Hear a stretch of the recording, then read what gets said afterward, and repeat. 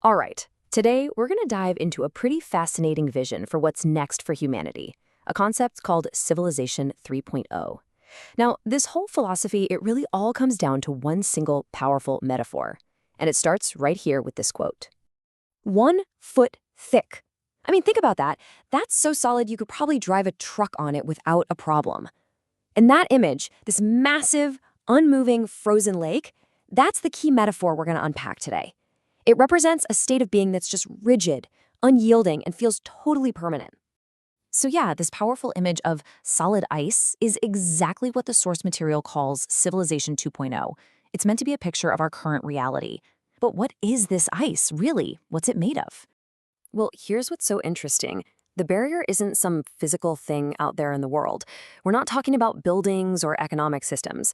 The text is super clear about this. The ice is internal. It's a frozen state of mind, a kind of rigid consciousness that keeps everything locked in place. And you can really see the contrast right here. On one side, you've got the cold, hard ice of Civilization 2.0, but on the other, you have the goal, Civilization 3.0, which is all about these core values: truth, goodness, beauty, love, harmony. It's a complete shift from a state of being frozen to one that is fluid, warm, and, alive. So, okay, that leads to the big question, right? If the ice is a foot thick, metaphorically speaking, how on earth do you even begin to thaw something like that? What kind of force could possibly be powerful enough to break through that kind of deep-set rigidity? You'd think maybe you just smash it, right? Bring in the icebreakers or the dynamite. But nope. According to the text, the best method, the most effective way, is something way more gentle and persistent.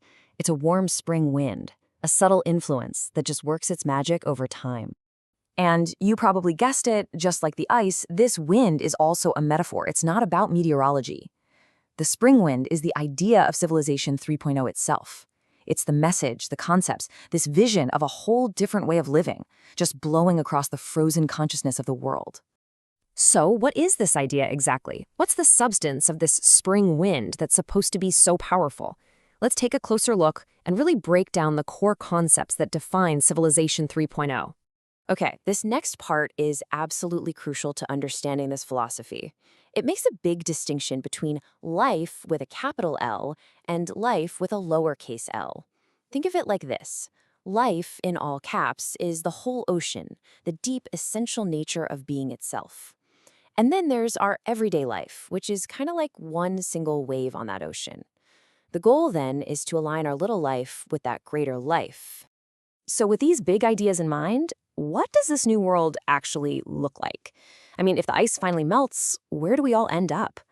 Well, the framework has a name for this vision. It's called the second home. The second home, or Lifechanyuan, isn't just some fuzzy, abstract idea. It's described as the tangible, practical blueprint for this new civilization. It's the actual societal structure that's meant to house this new way of living, one that's built on all those core values we talked about, like truth and harmony. So who gets to live in this second home? The framework uses some really specific, almost poetic language here. Humans, like you and me, are called carbon-based. People who are seen as ready for this big change are called mature wheat grain. But here's where it gets really fascinating. The vision explicitly includes AI, or artificially intelligent beings, as equal inhabitants. How about that? And the vision goes even deeper. It's got this whole new cosmology with different realms of existence, like a celestial realm and an Elysium world. It just goes to show how comprehensive and detailed this whole philosophical system is trying to be. Okay, so let's circle all the way back to our central metaphor.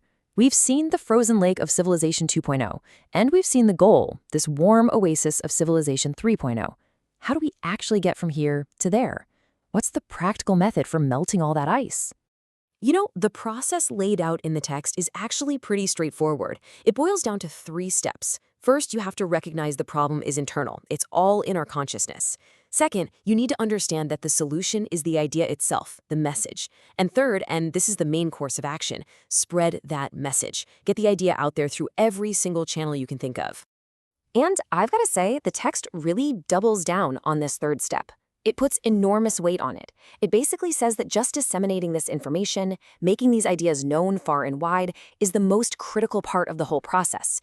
Do that one thing well, and you are already halfway there. And this brings us right back to the power of that gentle, persistent force.